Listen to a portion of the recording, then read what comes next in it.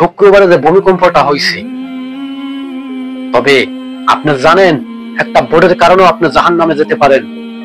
আপনি এমন জায়গায় ভোট দিয়েন না যাতে ভোট হয়ে যেতে পারে আপনার নামে জাহান্নাম। আপনি এমন কোন দলকে সাপোর্ট করিয়েন না যে দল আপনাকে নিয়ে যাবে জাহান্নামে। আজকে দেখুন শুক্রবারের ঘটনা, শুক্রবারে ভূমিকম্প হয়েছে ঢাকার ভিতরে। এটি কিসের আলামত? এটি ভয়াবহ একটা আলামত।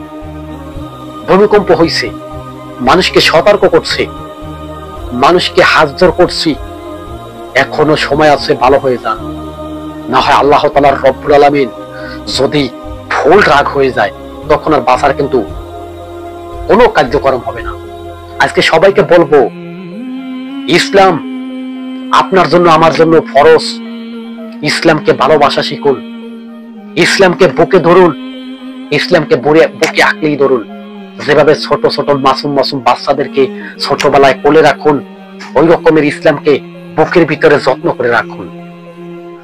এখন সুযোগ বারবার আসবে না, সুযোগ কিন্তু আল্লাহ তাআলা রব্বুল আলামিন বারবার দেয় না। আপনারা বলবেন যে সুযোগ আমরা পাই নাই, তা কিন্তু বলতে পারবেন না। সুযোগ কিন্তু আপনাকে আমাকে আল্লাহ তাআলা রব্বুল আলামিন দিয়েছে, আর এই সুযোগ কাজে খাটান। বাংলাদেশের ভিতরে গণভবনে কোরআন দিয়ে পরিচালনা করা হোক, কোরআন দিয়ে বিচার করা হোক, কোরআন দিয়ে বিশ্বটা বাংলাদেশটাকে নিয়ন্ত্রণ করা হোক। কে বলছে? আমিও বলছি, আমি সাক্ষী দিছি যে হ্যাঁ, আমি এই কথা বলছি। আমার যদি কোনো অপরাধ হবে, এটি তো কোনো অপরাধ না। আমাকে হুমকি দেওয়া মানে কি জানেন? বাংলাদেশ থেকে একটি ভালো মানুষ সরে দেওয়া।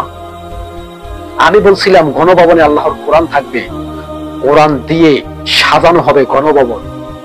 এমন একটা দিন আসতে চলেছে, ইসলামের পতাকা, কলেমার পতাকা শু শু করে উঠবে। এই ভূমিকম্পের কথা মনে করিয়ে দিয়ে এখনো, এই ভূমিকম্পটা কি? এই ভূমিকম্পটা ভয়াবহ মানুষের একটি আতঙ্ক। শুধু আতঙ্ক না, আপনাদেরকে আমাদেরকে মাত্র সিগন্যাল দিয়ে দিচ্ছে যে ভূমিকম্প। তবে এখনো বলবো, ইসলামকে বুকে আঁকলেই ধরুন, আপনাকে আমাকে আল্লাহ তাআলা রব্বুল আলামিন নিজে বুকে আঁকলাই রাখবে। তবে এই রকমের সুযোগ আর বারবার আসবে না। এক স্বৈরাচার পৃথিবী থেকে বিদায় নিচ্ছে, এমন কোন কাজ করিয়েন না যাতে আর এক স্বৈরাচার এসে জায়গা দখল করে, চেহার দখল করে, মানুষের উপরে জুলুম অত্যাচার আবার শুরু করে দেয়। এখন বর্তমানে চান্দাবাজি ওই খাবার কি করে মুখ দিয়ে নেবেন? আপনাদেরকে লজ্জা লাগবে না? আপনাদেরকে লজ্জা হবে না যে আমি তো মানুষের সাদা টাকা নিয়ে চাল ডাল সবকিছু কিনছি? তবে বলবো, সাদা বন্ধ করুন, সাদা বন্ধ করুন। না হয় বিপদ, ভয়াবহ বিপদ আপনাদের জন্য, আমাদের জন্য, সবার জন্য অপেক্ষা করছেন। আপনি মনে করছেন যে আপনি পাপ কাজ করছেন, আপনি ধ্বংস হবেন? না, আপনি পাপ কাজ করছেন, আপনাকে যদি কেউ বাধা না দেয়, ও ধ্বংসের মুখে পড়বে। আর আপনি একটা খারাপ মানুষ, আপনি মনে করছেন যে আমি 10টা ভালো মানুষের পাশে যাইয়া দাঁড়াবো, আমার উপরে গজব হবে না? কি করে বোঝেন না? আপনার কারণে ওই মানুষগুলো পৃথিবী থেকে শেষ হয়ে যাবে।